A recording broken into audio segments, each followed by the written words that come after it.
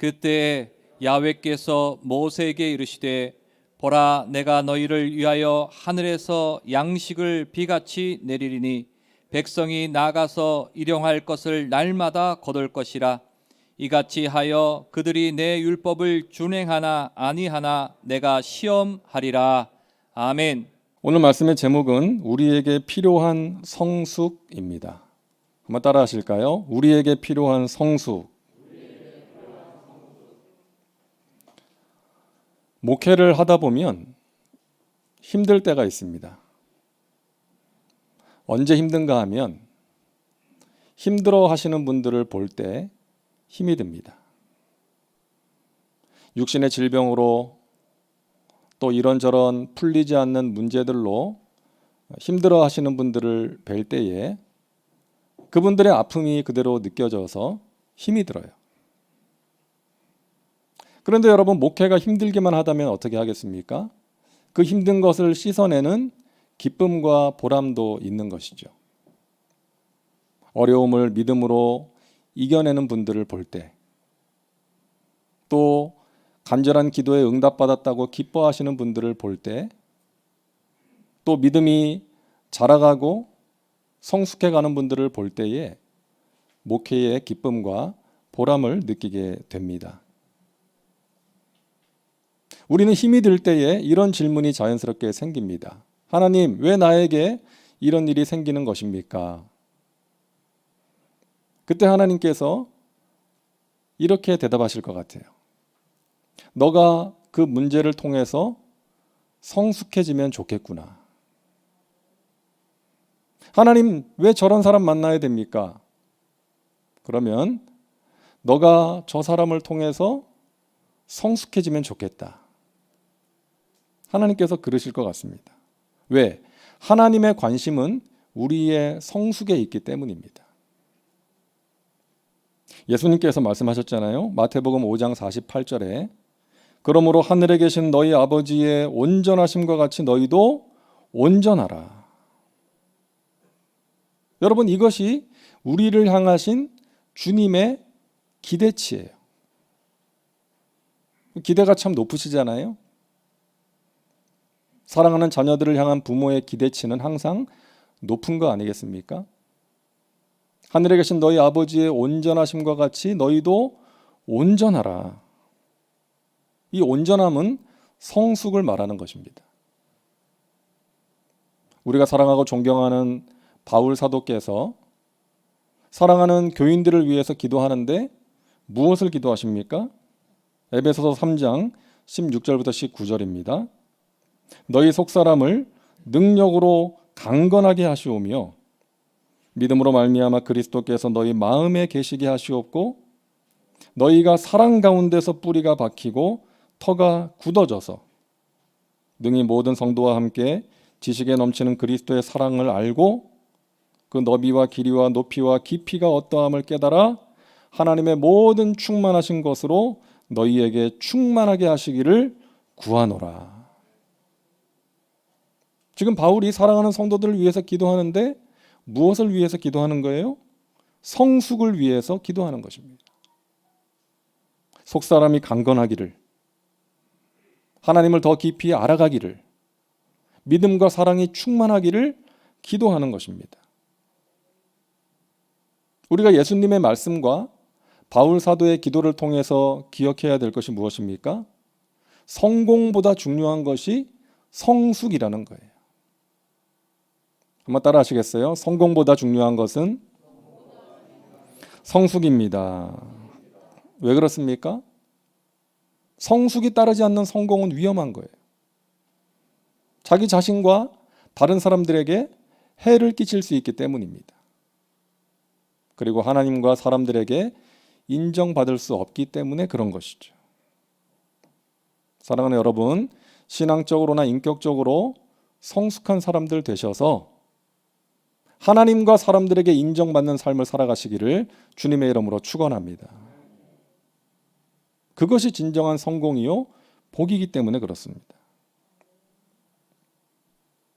자, 오늘 말씀을 보면 하나님께서 만나와 메추라기를 내리셔서 이스라엘 백성들을 먹이시는데 그 오늘 본문 말씀을 가만히 들여다보면 성숙한 사람이 어떤 사람인가를 우리가 알 수가 있습니다.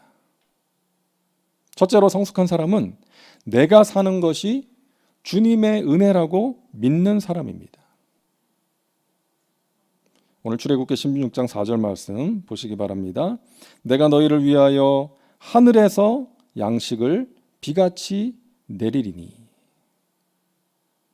이스라엘 백성들이 만나와 메추라기를 광야에서 먹고 살았는데 그 만나와 메추라기는 어디에서? 하늘에서 내린 양식이었어요. 하나님께서 주신 양식이었다는 것이죠. 다시 말해서 그들이 광야에서 먹고 살 수 있었던 것은 하나님의 은혜였다는 것입니다. 여러분, 생명의 주관자가 하나님이심을 믿으시죠? 하나님께서 우리의 생명을 거두어 가시면 우리는 가는 거예요. 우리가 오늘 이렇게 살아 있을 수 있는 것은 하나님께서 우리에게 생명을 주셨기 때문이에요. 우리가 먹고 사는 것, 곡식, 야채, 과일, 하늘에서 내리는 햇살과 비가 없으면 우리가 먹을 수가 없어요.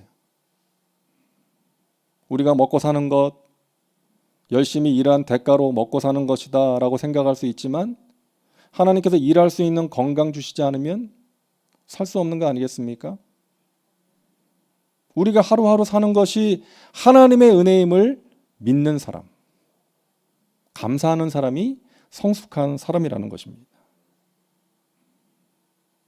자신만만하게 인생을 사는 사람들이 있어요. 나는 건강해. 건강 관리를 철저하게 하니까 나는 건강해. 또는 자기가 가진 재물이나 인맥을 자랑하기도 합니다. 그러나 이 모든 것들이 한순간에 사라질 수 있다는 것을 모르면 그 사람은 미성숙한 사람인 것이죠. 한순간에 사라질 수 있는 거 아니겠습니까? 우리의 건강도, 재물도, 인맥도. 여러분, 김성일 장로님을 아시잖아요. 이 성경 내용과 또 역사적인 사실을 기반으로 해서 아주 상상력을 동원해서 은혜로운 소설을 쓰시는 분 아닙니까? 이분이 어릴 때부터 예수님을 믿었대요. 그런데 머리가 커지면서 신앙을 버린 거예요. 그 프랑스의 철학자죠. 사르트르의 그 자유의 길이라는 사상에 매료돼가지고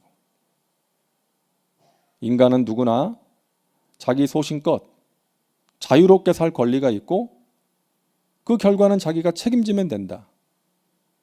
이 사상에 매료돼가지고 째째하거나 약하게 하나님 붙들지 말고 내가 자유롭게 살고 그 결과는 내가 책임지면 되는 것 아닌가. 이러면서 신앙을 버렸다는 거예요.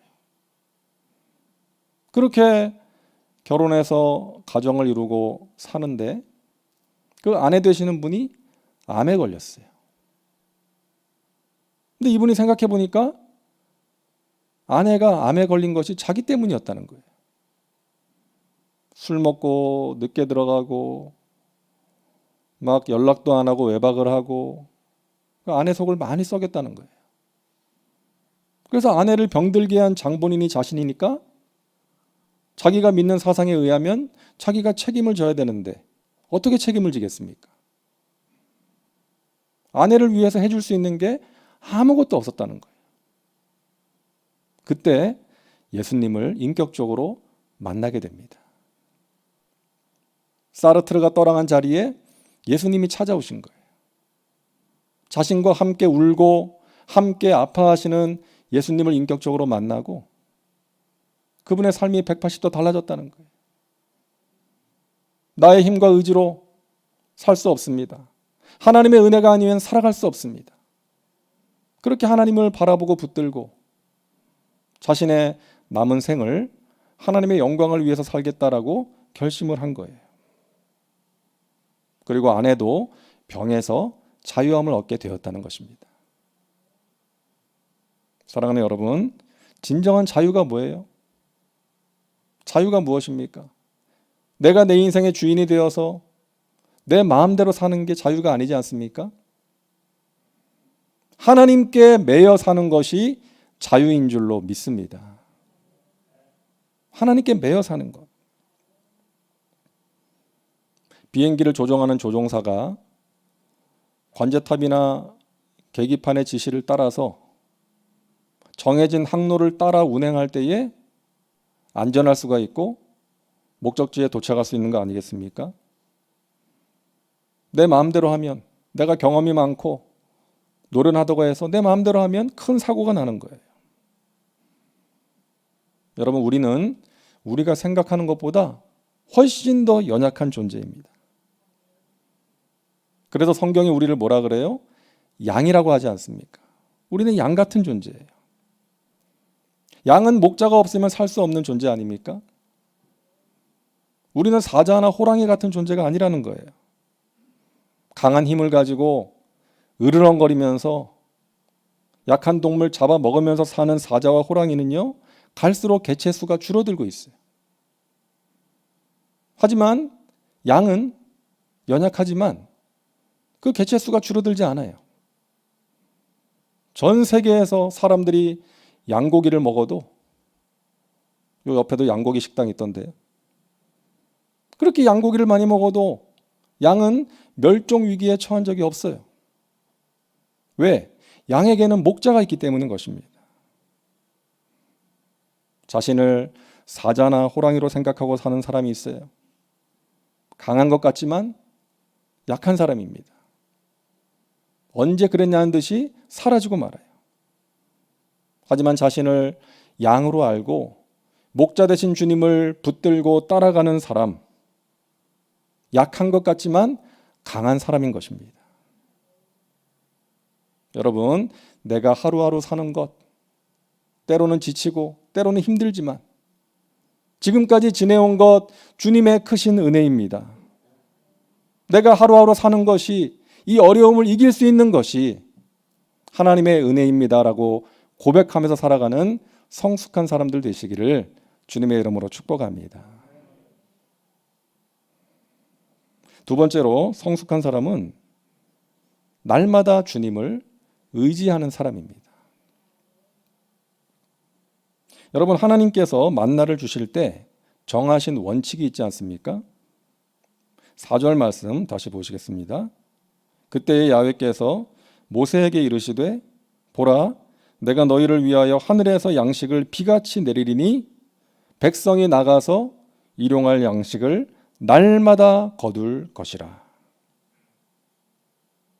일주일치, 한 달치를 쌓아놓고 먹게 하지 않으셨어요. 날마다 나가서 그날 먹을 양식을 거두게 하신 거예요. 이렇게 하신 이유가 뭐겠습니까? 한번 따라합니다. 날마다 의지하라. 날마다 의지하라. 이 훈련 시키신 거예요. 한 달치, 1년치를 한꺼번에 주면 그것이 있는 동안에는 하나님을 의지하지 않을 수 있기 때문에 그런 것입니다. 여러분, 만약에 우리에게 평생 쓰고도 남을 정도의 양식과 돈이 있다면 하나님 의지할까요? 우리의 삶에 아무 문제가 없다면 우리가 하나님 의지할까요? 기도할까요? 그렇지 않다는 것이죠. 우리가 물질적인 필요를 하나님께 구하고 하나님으로부터 물질의 복을 받아 누리는 것은 좋은 것입니다. 저는 여러분들이 그 복을 많이 받으셨으면 좋겠어요. 하나님이 주시는 물질의 복 많이 받으셨으면 좋겠습니다. 그런데 중요한 것이 있다는 거예요.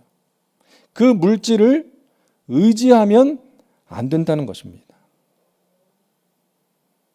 만약에 우리가 하나님을 의지하지 않고 우리가 가진 것들을 의지한다면 그것은 우리에게 복이 될 수 없다는 것이죠.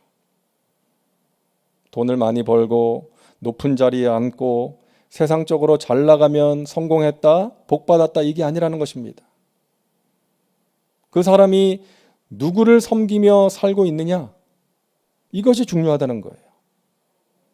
물질을 섬기고 물질의 종이 되어 살고 있느냐? 사람을 섬기고 사람의 종이 되어 살고 있느냐? 아니면 하나님을 섬기고 하나님의 종으로 살고 있느냐? 아무리 돈이 많아도, 가진 게 많아도 돈하면서 돈에 매여 산다면 그 사람은 복 있는 사람이 아니라는 것이죠. 그래서 잠언에 보면 이런 말씀이 있지 않습니까? 잠언 30장 8절과 9절. 나를 가난하게도 마옵시고 부하게도 마옵시고 오직 필요한 양식으로 나를 먹이시옵소서. 혹 내가 배불러서 하나님을 모른다. 야훼가 누구냐 할까 하오며 혹 내가 가난하여 도둑질하고 내 하나님의 이름을 욕되게 할까 두려워함이니이다. 내가 배불러서 하나님을 모른 채 할까 봐, 혹 내가 가난해서 도둑질함으로 하나님의 이름을 욕되게 할까 봐 두렵습니다. 그러므로 나를 가난하게도 마시옵고 부하게도 마시옵고 날마다 필요한 양식으로 나를 먹여 주시옵소서. 날마다 하나님 바라보고 의지하며 하나님과 동행하며 살게 하여 주시옵소서. 제가 신학교 다닐 때 이 생활비와 이 등록금을 마련하기 위해서 이런저런 일들을 했습니다. 요즘 말로 하면 알바를 한 거예요. 뭐 골프장 잔디도 깎아봤고요. 또 뭐 단순 노동도 조금 해봤고, 또 심부름 센터에서 일한 적도 있습니다. 근데 그때 제가 이런 생각을 좀 했어요. 우리 집에 돈이 많으면, 우리 집이 부자면 내가 이렇게 힘들게 일을 하지 않아도 될 텐데. 또 목회를 하면서도 오래전에 가끔 그런 생각을 했어요. 나한테 좀 돈이 있으면 교회 탁 세워가지고 멋지게 소신껏 단독 목회를 할 텐데. 여러분, 이 생각 어떤 생각입니까? 올바른 생각이 아니죠. 철없는 생각이었어요. 하나님이 아니라 물질을 의지하는 생각 아닙니까? 너가 지금 누구를 의지하고 있는 거니? 하나님이 그때마다 책망하시더라고요. 근데 생각해 보니까 우리 집이 부자였다면 하나님 의지하지 않았을 것 같아요. 물론 부자 중에도 하나님 잘 믿고 섬기는 분들 많이 있지만 저 같은 경우는 그랬을 것 같다는 것입니다.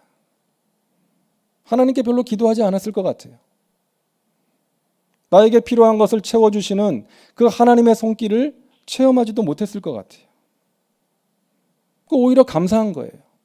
힘들었지만 그런 과정을 통해서 내가 하나님을 의지하고 기도할 수 있었다는 것이, 나의 필요를 채워주시는 하나님의 은혜를 체험하면서 살 수 있었다는 것이 감사한 것입니다.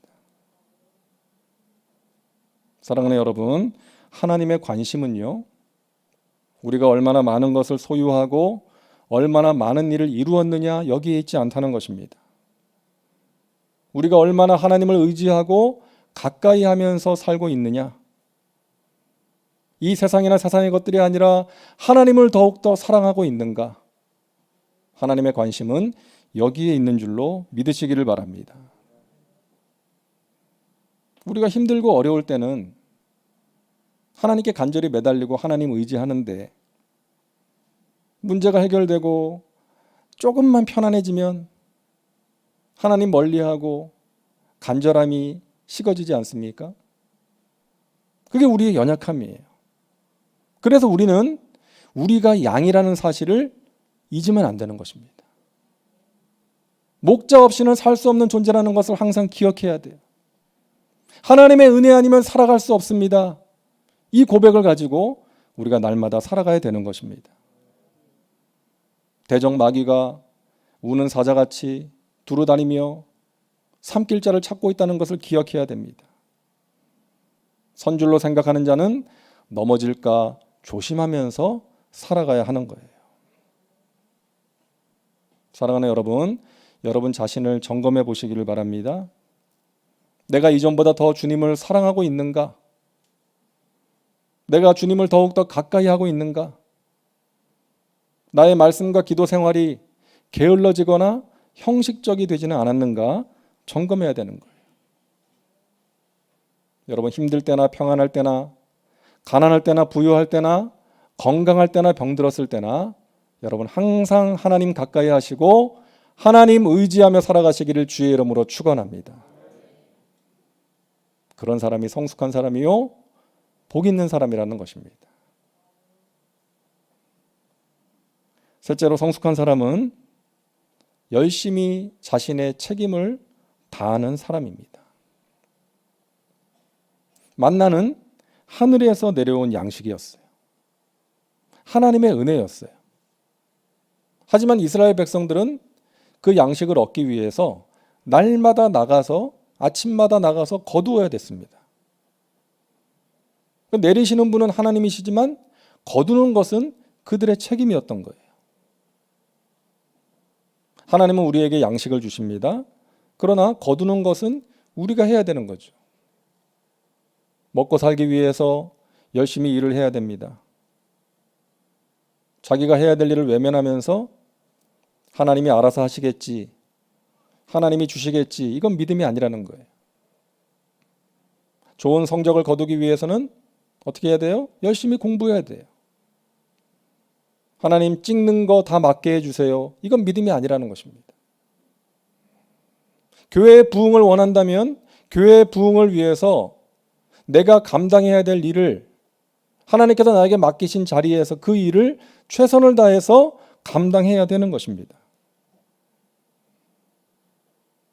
사도 바울이 데살로니가 교회에 보내는 편지를 썼는데 이런 내용이 있어요. 데살로니가 후서 3장 10절입니다. 누구든지 일하기 싫어하거든 먹지도 말게 하라. 아주 강한 어조로 말하는 거 아닙니까? 왜 이런 말을 한 거예요? 당시에 그 데살로니가의 교인들 중에 예수님 머지않아 곧 다시 오신다는 그 임박한 재림 사상에 빠져가지고 자기가 해야 될 그 생업을 외면한 채 살아가는 사람들이 있었기 때문이에요. 자기가 해야 될 일을 하지 않고 이 사람 저 사람 찾아다니면서 간섭이나 하고 문제를 일으키는 그런 사람들이 있었다는 거예요. 일은 하지 않고 일만 만드는 사람이라고 바울은 이야기를 합니다.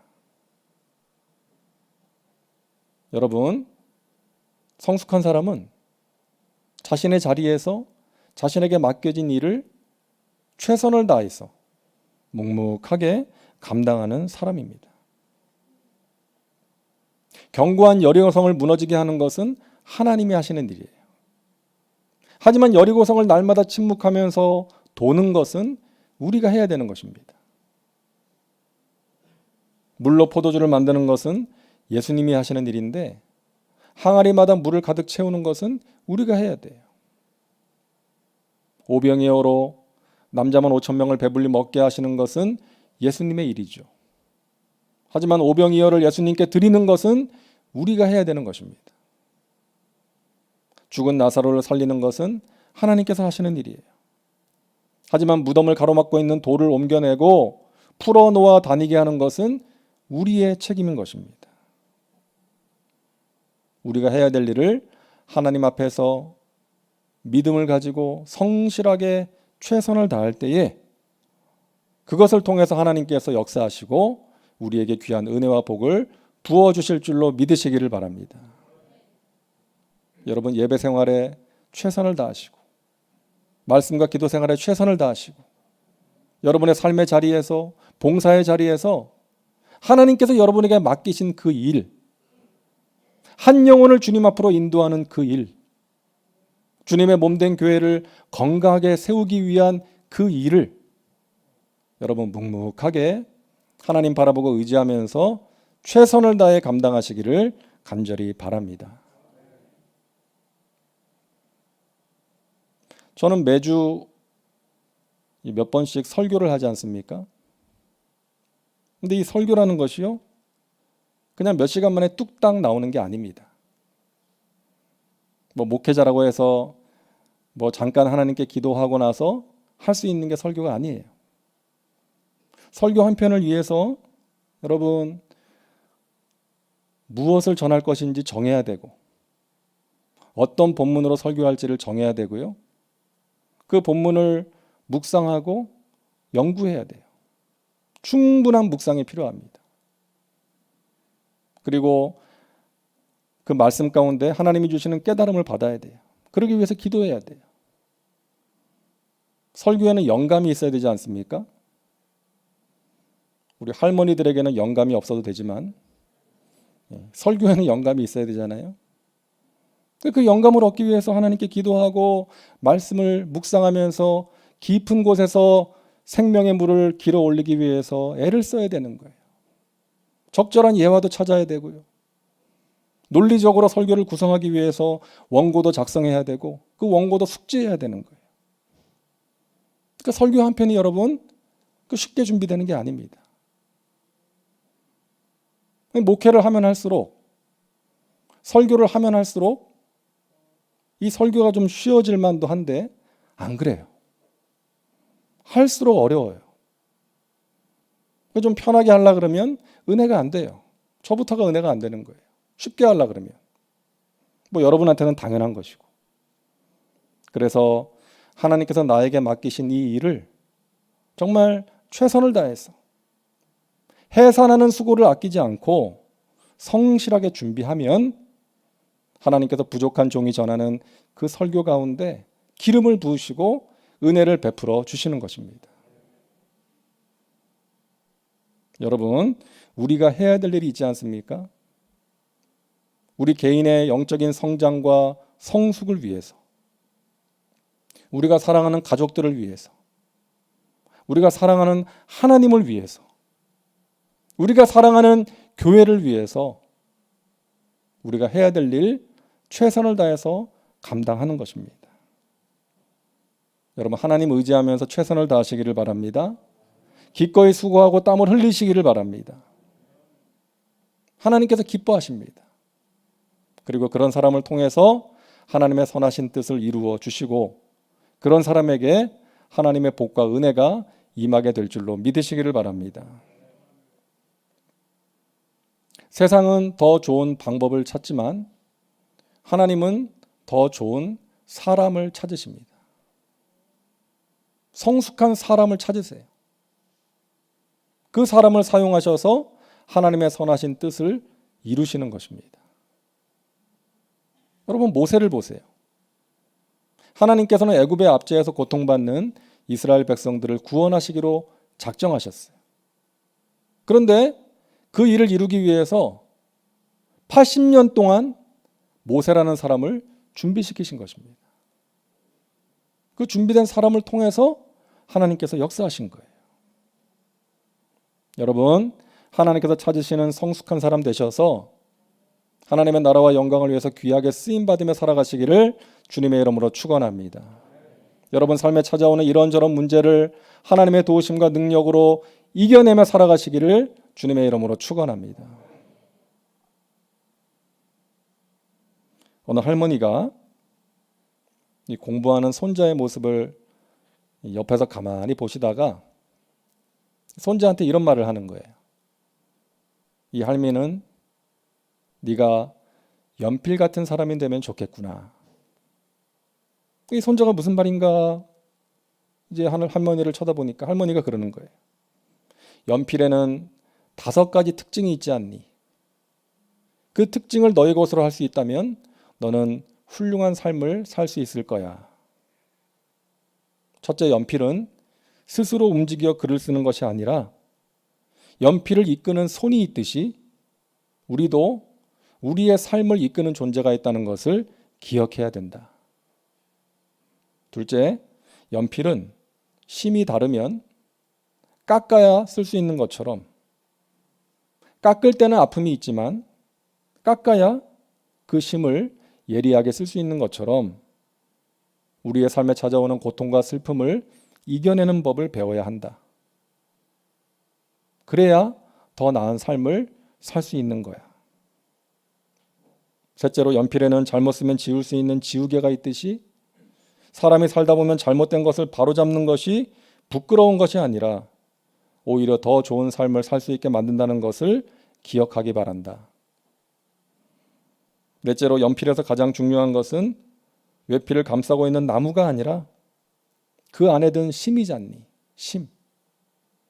우리에게 중요한 것은 외모나 환경이 아니라 마음이라는 것을 기억하거라. 너의 마음을 잘 지켜야 한단다. 마지막 다섯 번째로, 연필은 반드시 종이에 흔적을 남기듯이 우리가 살아가면서 하는 모든 말과 행동이, 모든 것이 반드시 우리의 역사에 흔적으로 남는다는 것을 기억하거라. 사랑하는 여러분, 하나님이 찾으시는 좋은 사람, 성숙한 사람으로 살아가시기를 바랍니다. 하나님의 은혜 가운데 하루하루 승리의 삶을 살아가시고 하나님의 도우심으로 어려움을 넉넉히 이겨내며 하나님께 감사하며 영광 돌리며 살아가는 저와 여러분 모두가 되시기를 주님의 이름으로 축원합니다. 기도합니다. 사랑과 은혜가 풍성하신 하나님, 감사합니다. 오늘도 저희들을 주님 앞에 불러주시고 현장에서 또 가정에서 하나님을 예배하게 하시니 감사합니다. 아버지 하나님, 우리가 성숙한 사람이 되기를 원합니다. 지금까지 지내온 것 주님의 은혜입니다. 하나님의 은혜 없이는 살아갈 수 없습니다. 그래서 더욱더 하나님을 의지하고 하나님을 가까이 하는 믿음의 백성들 되게 하여 주시옵소서. 하나님 맡기신 사명을 위하여 나의 삶의 자리에서 또 봉사의 자리에서 최선을 다하게 도와 주시어서 우리를 통해서 역사하시는 그 하나님의 은혜의 역사를 체험하며 살아가게 하여 주시옵소서. 감사드리며 예수님의 이름으로 기도하옵나이다. 아멘.